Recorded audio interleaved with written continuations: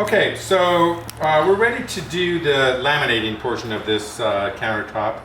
And the laminate pieces that I have are not long enough. Normally you could purchase laminate that's 10 feet long and that would be sufficient to do that whole countertop without a seam. But I have some laminate in my shop that is, it's good laminate, but it's not long enough. So we're going to have to make a seam, which is good so that it'll give us a chance to take a look at this. So I've got laminate that's about 49 inches long. So I'm actually going to have two seams in this countertop. So right now, I'm going to make my first seam. I have the two pieces on top of each other, lapped on top of each other, and we're going to route this edge with a router. This is a nice straight edge that we machined with a Festool track saw. So I know it's a good straight edge. I've clamped the laminate to this straight edge, and I'm going to route both of these pieces of laminate at the same time. Doing it in this manner, both surfaces are facing up.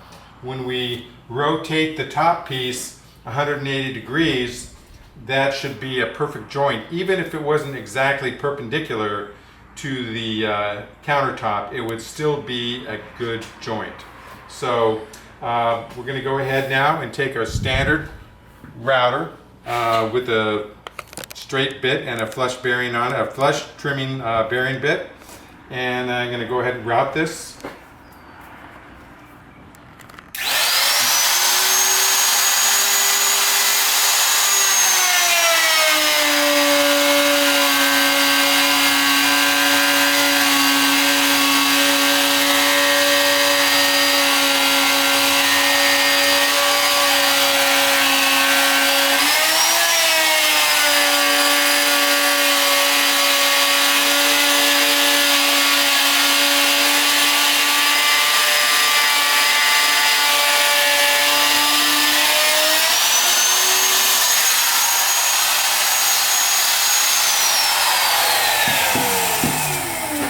Okay, so it looks like we get a nice clean cut there. Remove the clamp. And these two edges should line up nicely. I'm just going to separate these two. And if we have a flat surface, we can go ahead and sort of just visually verify that that looks like pretty good. That would be a good seam there. Probably a little bit of what I like to do is take a sanding block and just run it across both edges. That'll kind of remove any of the slight burrs. So this is a 120 grit sandpaper.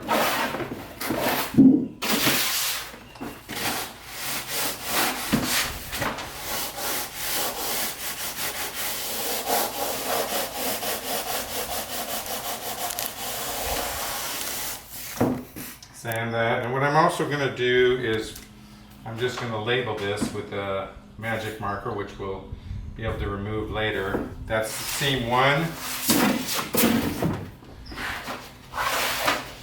and this will be seam 1 as well.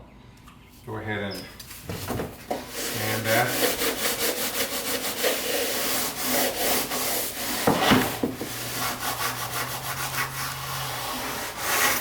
Okay, so let's just go ahead and set this over on our countertop.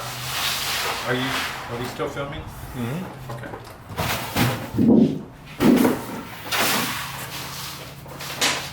So this will be where our first seam is located.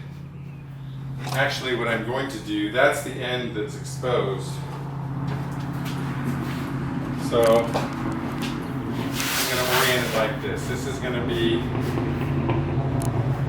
first seam over here,